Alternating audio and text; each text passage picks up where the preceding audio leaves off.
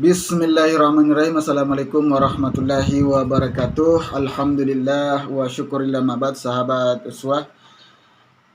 Sebagaimana yang saya jelaskan kemarin bahwa kita akan belajar ruqyah itu dari buku yang sudah saya perlihatkan kemarin. Ini namanya ruqyah, buku ruqyah jin, sihir dan terapinya, ditulis oleh Syekh Wahid Abdul Salam Bali, pakar dunia gaib dari Timur Tengah ya. Dan ini apa yang tertulis di sini itu kita akan terapkan nanti ketika kita meruqyah di lapangan ya. Nanti di lapangan kita akan terapkan apa yang ditulis di sini, apa yang diajarkan di sini ya. Makanya kita belajar, kita akan mengkaji sedikit demi sedikit apa yang yang tertulis di sini di buku ruqyah ini. Baiklah, langsung saja. Jadi di sini itu ya kita akan masuk di bagian satu. Masuk di bagian satu itu di sini judulnya adalah beriman kepada yang gaib ya. Beriman kepada yang gaib. Jadi penjelasan yang harus kita yang paling pertama itu beriman kepada yang gaib. Kenapa beriman kepada yang gaib yang menjadi pelajaran pertama? Karena jin itu adalah salah satu makhluk Allah Subhanahu wa Ta'ala yang masuk kategori gaib. Nah, bagaimana kita meruqyah, bagaimana kita akan berinteraksi meruqyah dan lain sebagainya. Orang-orang yang gangguan jin ya, kalau kita sendiri tidak beriman kepada yang gaib ya, salah satunya adalah beriman bahwa adanya yang namanya jin. Langsung saja kita akan pelajari di sini dua hal yang langsung kita akan cari tahu jawabannya. Yang pertama itu yang harus kita cari tahu apa pengertian gaib itu sendiri ya, apa pengertian gaib. Kemudian yang kedua adalah apakah ada perintah di dalam Al-Qur'an untuk beriman kepada yang gaib.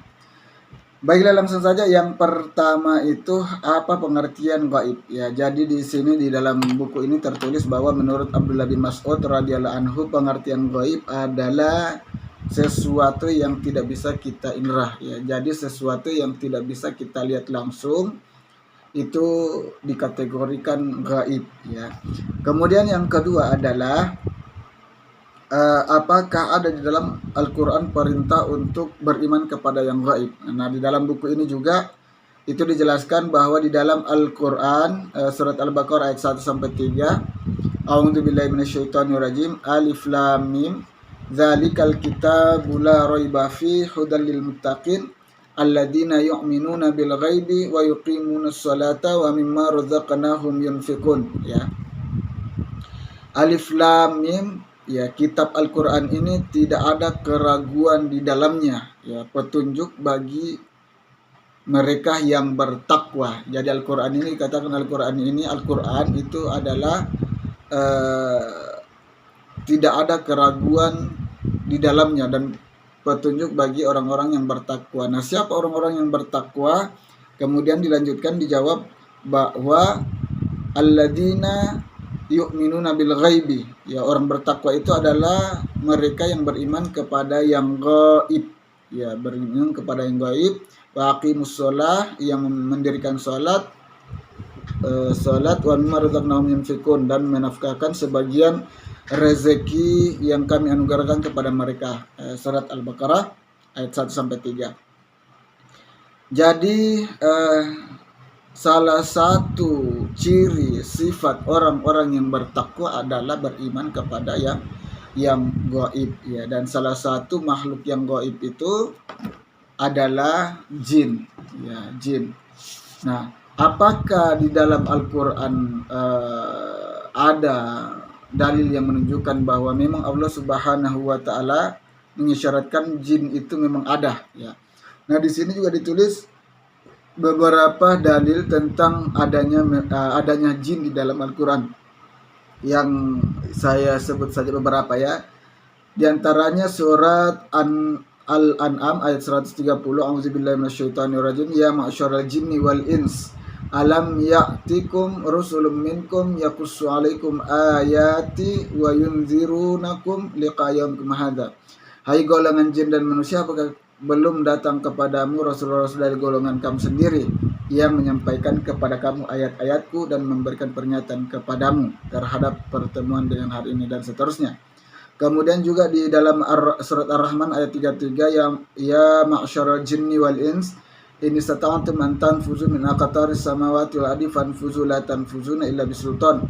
Hai segenap bangsa jin dan manusia, jika kamu sanggup menembus atau melintasi penjuru langit dan bumi, maka lintasilah. Kamu tidak dapat menembusnya kecuali dengan kekuatan. Surat Ar-Rahman. Kemudian juga ada surat Al-Jin. Jadi dalam Al-Quran ada surah yang judulnya atau anunya itu, nama surahnya itu Al-Jin. Ya, ini surat Al-Jin ayat 1 itu kul uhiya ilayya annahu istama'a nafarum minal jin faqalu inna sami'na qur'anan ajaba. Katakanlah hai Muhammad, telah diwahyukan kepadaku bahwasanya sekumpulan jin telah mendengarkan Al-Qur'an, lalu mereka berkata sesungguhnya kami telah mendengarkan Al-Qur'an yang menakjubkan, ya. Jadi sahabat, dari penjelasan pertama di bagian ini kita mendapatkan ilmu, ya, tambahan ilmu. Ada 3 hal. Yang pertama bahwa memang goib itu, pengertian goib itu adalah sesuatu yang tidak bisa kita inrah, ya, tidak bisa kita lihat langsung. Kemudian yang kedua, bahwa salah satu sifat orang-orang yang bertakwa adalah beriman kepada yang gaib. Kemudian poin yang ketiga bahwa jin itu, perkara jin itu mutlak ada, ya, karena Allah Subhanahu wa taala sudah menkisahkan, ya, menceritakan, ya, di dalam Al-Qur'an, di beberapa ayat di dalam Al-Qur'an, ya, seperti yang saya bacakan tadi.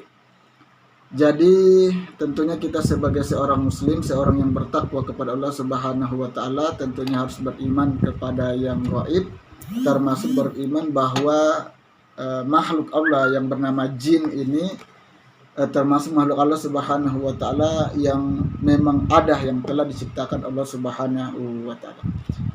Baiklah sahabat Al-Uswah, cukup sekian dan terima kasih.